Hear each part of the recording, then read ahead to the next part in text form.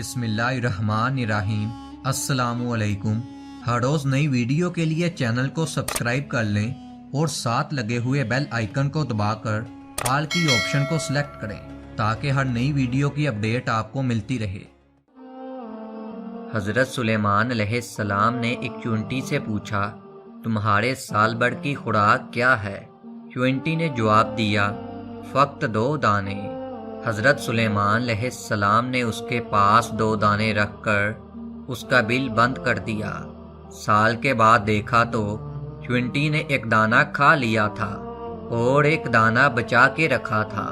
حضرت سلیمان علیہ السلام نے پوچھا، 1 دانہ کیوں بچا کے رکھا ہے؟ تیری تو سال بھر کی خوراک 2 دانے تھے۔